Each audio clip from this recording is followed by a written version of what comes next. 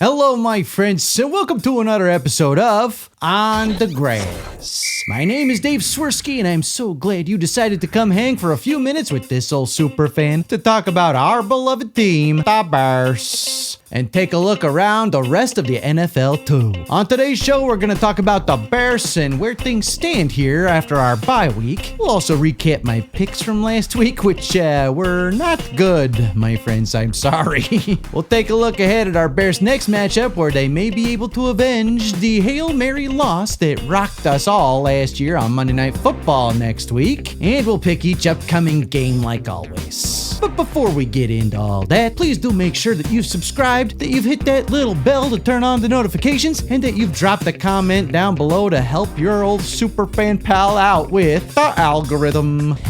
Alright, let's go. For today's deep dive on the Bears, I decided to dig into a little statistical nerdery and find some fun nuggets of info to share with my friends here for context as we look to Monday Night Football and our game with the Commanders. Historically, our beloved team has struggled in games immediately following their bye week. Since 2004, here's the breakdown. Under Lovie Smith, we had a 5-3 record post-bye, but subsequent coaches have not held up to that standard. Under Mark Trestman, John Fox, Matt Nagy, and DeFlus, the Bears combined for a 2-10 record after the bye, with a point differential of minus 96, the second worst in the league during that span. So yeah, not great. But we are under the tutelage of a new play caller and head coach, my friends, and Ben Johnson after the bye. And granted, these numbers are as a coordinator, but still fun to dig into. He won 2 of his last 3 years after bye weeks with the Lions. In 2024, after a bye week, the Lions beat the Dallas Cowboys 47-9 on the road. In 2023, after their bye, the Lions played the Chargers and won 41-38. And in 2022, his first year as an OC, the Lions lost 24-6 after the bye. But again, that was his first year as an OC, so the track record for our stashless head coach looks pretty good, especially on his side of the ball on offense. So let's hope he continues the trend and we come out looking hot on Monday night. Now, another amazing news coming out of the bye, as we anticipated, it appears we are going to get Kyler Spidey Gordon back. Although this superfan personally hopes he saves the Spidey flip to not potentially injure that hamstring again and saves the freakish athletic show for the game. Dennis Allen seemed super excited to have him as a nickel quarterback chess piece that he could move all around the field before the season started, and with Jalen Johnson still obviously out, the Bears could use this good news coming out of the bye. Last season, Kyler ranked very high for a corner against the run, with PFF ranking him with the 76th grade last season. He's also, as we know, great in coverage and in blitzing situations, so I'm excited to see what bump that might bring to our defense, which has struggled statistically as I've documented here, but still been able to come up with a lot of big momentum swinging plays in his absence. We are still in a wait and see mode on some of the other injuries, but Kyler coming back is big. Let's go! So now let's take a deep dive on how Caleb looked last season through 4 games versus now through the first 4 of 2025. Another stat nerd dive, as we don't have a game from last weekend to talk about. Bye-bye. Last season, Caleb had 787 yards, 3 TDs, and 4 INTs through 4, with a completion percentage of 61.7. This season, he's got 927 yards, 8 touchdowns, and 2 interceptions through 4, with a completion percentage just a touch higher at 62.3. He's also been sacked a lot less this season, and if the average of 1.75 sacks a game this season plays out through all 17 games, he'd be right at 36 this season. A much better total than the demoralizing 68 he took last season. So that's some improvement, my friends.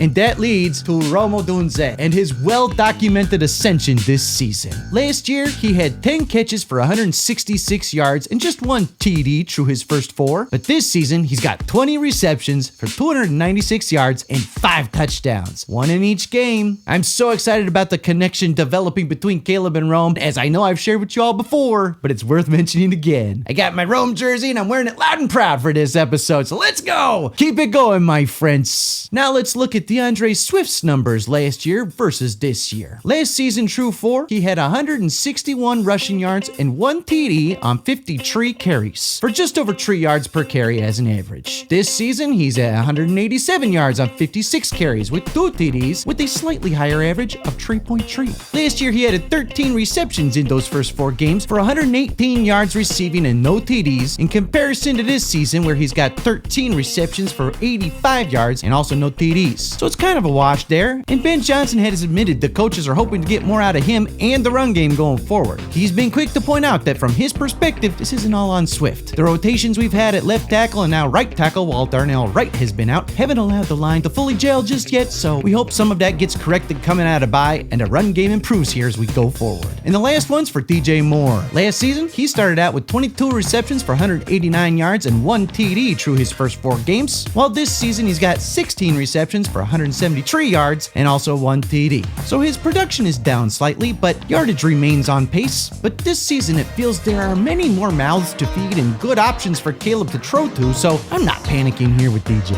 So there you have some numbers, nerdery, and deep dives to compare us last season in Caleb and Rome's rookie year to this year in Ben Johnson's rookie head coaching year. Still lots of improvement is needed, but it all looks on paper like things are improving. Just maybe not as fast as us Bears fans desire. The Bears. But next up, we will head to the nation's capital to take on Jaden Daniels and hopefully get our revenge from the Hail Mary that sank our season just a year ago. Be sure to check out my game preview for that one in a few days, my friends. And now, let's move on to Swerski's NFL game picks, huh? So, coming off my worst pick'ems performance of the year at 5-8 last week, I sure hope I do a little bit better for you this week. So first up on Thursday Night Football, we got the Eagles at the Giants. And last week after I picked the Eagles to win after being wrong on them losing the 2 weeks prior, now I don't know what to think. It's a divisional game, so it's always a tougher battle than it looks on paper, but I gotta go with the Eagles to figure this thing out and bounce back to win against the G-Men. Then on the Sunday slate, let's start with the Broncos and Jets in London. And boy, oh boy, do Justin and the Jets look terrible. The Broncos haven't quite looked as well-oiled as they were last year either, but it seems like they are improving each week, so I gotta assume they can take care of Justin and the Jets overseas to start us off early that morning. Next, the Jags host the Seahawks, and do so with a surprising 4-1 record after the stumble-bum PD by Lawrence last week to beat the Chiefs in dramatic fashion. And I gotta think that sparked something for them to build on. So give me the Jags to win this one too. A beat-up Chargers team who has been decimated at running back heads to Miami to take on the Dolphins, and I think Mike McDaniel's squad somehow gets it done and beats LA here. But give me the other LA team in this next one, as I think the Rams beat a beat-down Ravens squad led most likely by Cooper Rush as Lamar continues to nurse his hamstring injury. Colts keep it rolling and beat the Cardinals, and hopefully Gannon doesn't try to fight any more of his players on the sidelines. Cowboys get the win versus the Panthers. Patriots, fresh off the big win against the Bills, keep the momentum going and beat the Saints in New Orleans. Steelers beat the Browns. The Titans build on the crazy win last week and somehow, someway beat the Raiders in a close one. Bucks and Baker beat the 49ers in Tampa. The oldest, newest Bengal, Joe Flacco, is gonna find a way to get it done and beat the Packers. Let's go, Joe! Lions and Chiefs feels like it could be a really good one on Sunday night. The Chiefs really need a win and Mahomes plays huge in big games usually, but the Lions look ferocious again. Better for the Bears if the Lions lose, so I'm gonna pick that way. Then we got 2 Monday Night Football matchups to close out the week. First, the Bills head to ATL to play the Falcons, and I think they bounced back from that tough loss to the Patriots last week and beat the Birds. And last, but certainly not least, the Bears head to DC to take on Jaden and the Commanders Monday night. And we all know who this super fan is going with, Bears! Uh-oh. But again, make sure you keep an eye out for my official game preview coming soon. And that, my friends, is gonna do it for the NFL game picks and gonna do it for this episode of On the Grass. Thank you so much to you all for your continued support of my work here, and I'm looking forward to getting back into the lab and making some music after we hopefully get that W on Monday night. As always, be kind to each other and be kind to yourself too. And go Bears! See you soon, my friends.